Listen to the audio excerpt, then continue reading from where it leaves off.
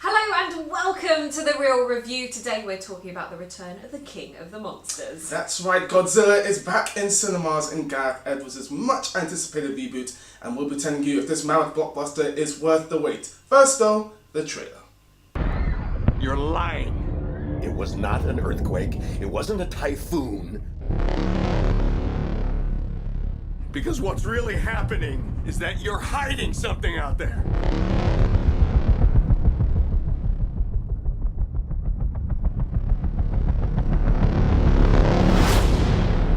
And it is going to send us back to the Stone Age. So that is the mind-blowing Blockbuster trailer. I mean, this really is the start of Blockbuster season, isn't it? And what a way to start with Godzilla. Yeah, it's a pretty good start, I gotta say. I mean, when Godzilla is on screen, this film is awesome. Emphasis on the awe, jaw dropped. I mean, there's a lot of teasing in this film, which some people have complained about. I mean, there's actually one scene when Godzilla makes his just incredible entrance, and you're like, let's go, I'm ready. And then it cuts to like a news thing, and it's just like, what? Show me the damn bite. But when I agree. Yeah, I was so ready for that. I was like, okay. And then it just cut. But when, especially in the final act, when you see him in all his glory, and I'm not going to tell you what finishing music does, but trust me, well worth the wait. I loved it. It is one of the most astounding endings to a blockbuster film of quite a long time, actually, not just 2014.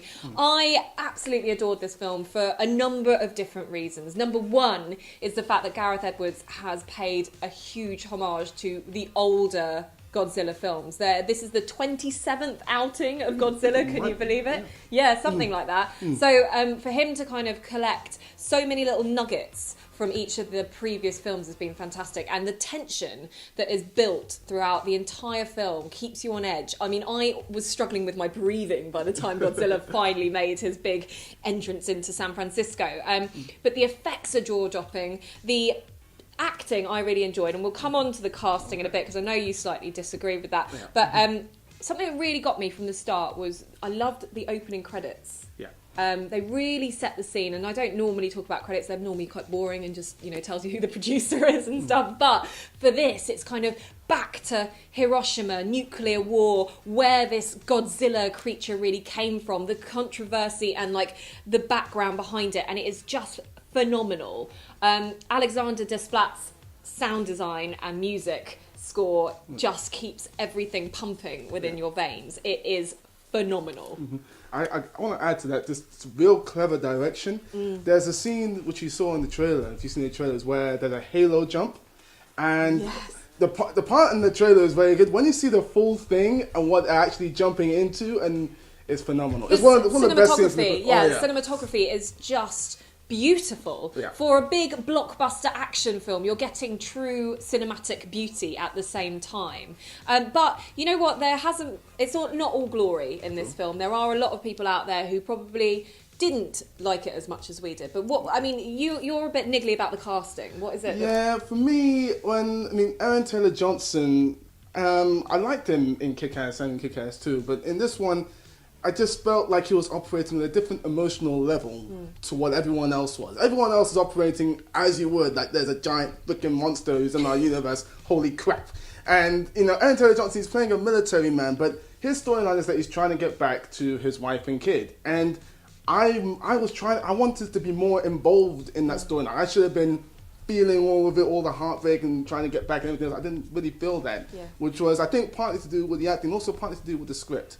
So that was if I had to single out one problem, there's that, and then there's also Ken Watanabe, who I really like. He's got a lot of sort of very ominous lines, sort of trailer lines in this. I mean, he does it well, but there's a lot of that, and there's also a lot of exposition on his part. But in terms of casting, things like Bryan Cranston, he is excellent in this. He might not be in it for that long, but he is brilliant in it. And it is really his film in just a short space of time.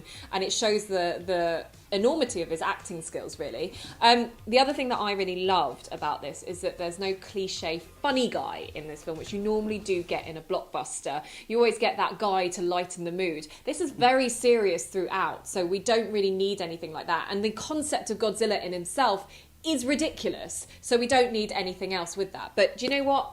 I absolutely loved it. I think Gareth Edwards has brought it back from the previous hell that was the older Godzilla movie. And no Jamiroquai soundtrack to this. It's just But Amon, I think it's pretty obvious, but what is the real deal? A recommendation from us, go and see it on the biggest screen possible. You will not regret it. If you can get into IMAX, do it. Yes.